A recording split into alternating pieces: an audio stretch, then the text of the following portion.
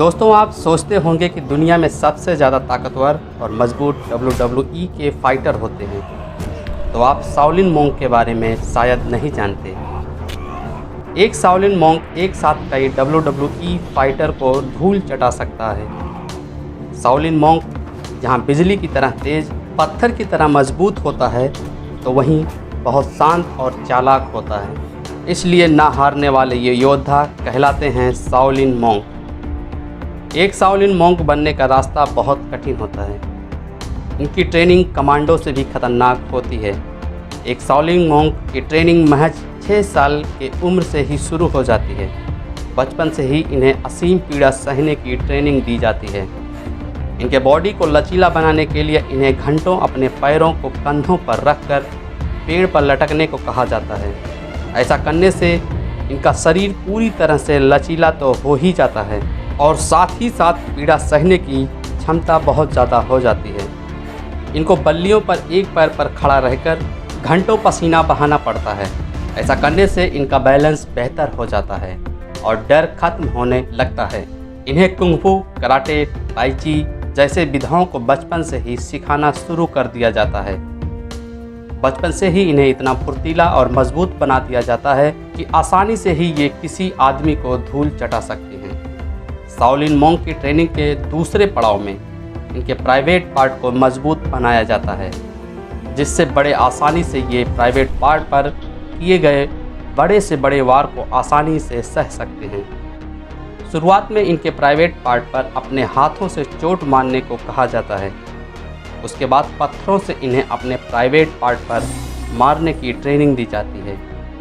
धीरे धीरे इन्हें अपने प्राइवेट पार्ट पर बड़े बड़े चोट सहने की ट्रेनिंग दी जाती है, जैसे लातों से अपने प्राइवेट पार्ट पर चोट सहने की ट्रेनिंग। उसके बाद प्राइवेट पार्ट में बड़े बड़े पत्थर बांधकर खींचने की ट्रेनिंग होती है और आखिर में शाओलिन मोंक के प्राइवेट पार्ट को लोहा लाट बनाने के लिए एक बड़े बल्ली से चोट खाने की ट्रेनिंग दी जाती है।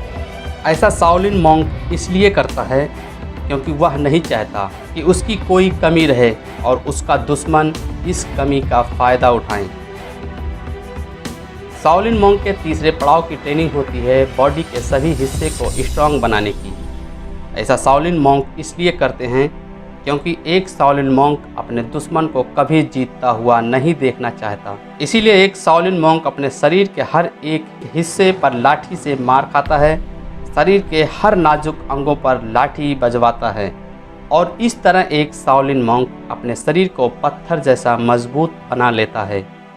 अपने गले को मजबूत बनाने के लिए शाओलिन मोंक किसी टहनी पर गले से मारते हैं और ऐसा कर कर के वो अपने गले को इतना मजबूत बना लेते हैं कि अगर कोई उनके गले पर मजबूत से मजबूत लाठी से भी वार करे तो लाठी के टूट कर टुकड़े टुकड़े हो जाते हैं, लेकिन गले को खरोच तक नहीं आता। और अंगुलियों को मजबूत बनाने के लिए गर्म रेत में उंगलियों से बार बार वार करना सिखाया जाता है।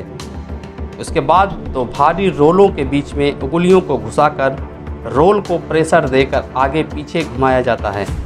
इस तरह करने से मोंक की चीख तक निकल जाती है, लेकिन ऐसा करने से उनकी उंगलियां लोहे की तरह इतनी मजबूत हो जाती हैं कि मोटे से मोटे पेड़ में बड़े आसानी से वार करके तने को छेद कर देते हैं।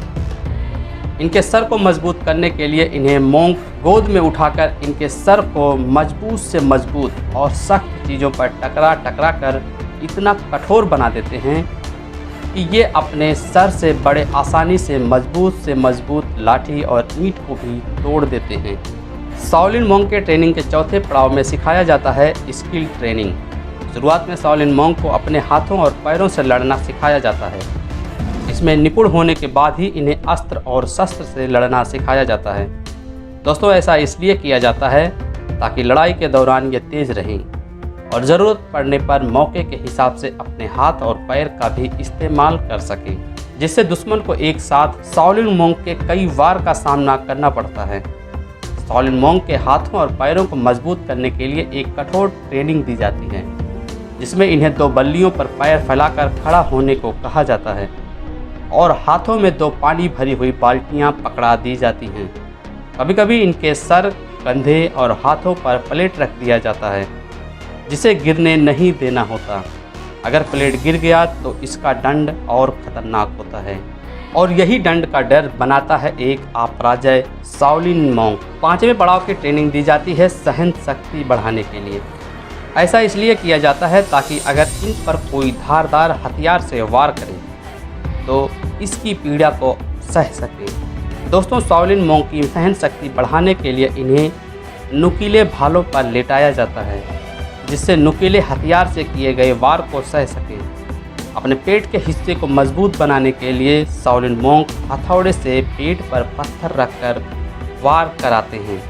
शाओलिन मॉन्क अपने हथेली को मजबूत करने के लिए गरम पत्थरों में हाथ से मारकर प्रैक्टिस करते हैं, और मॉन्क इस पत्थर जैसे हाथ से बड़े सूरवीर को एक ही बार में चित्त कर सकते हैं।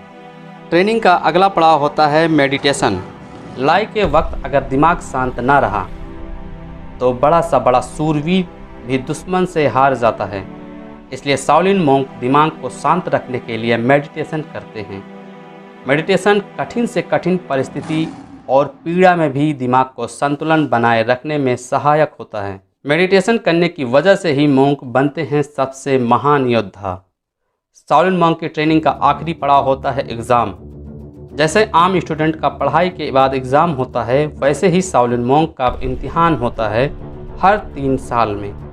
दोस्तों, इस इम्तिहान की सबसे खास बात यह होती है कि महज गिने चुने लोग ही इस इम्तिहान में पास हो पाते हैं। इसी फेल होने की डर से शाओलिन मॉन्क बहुत मेहनत करते हैं, लेकिन जो पास हो जाते हैं अब वो कोई आम इंसान नहीं रह जाता।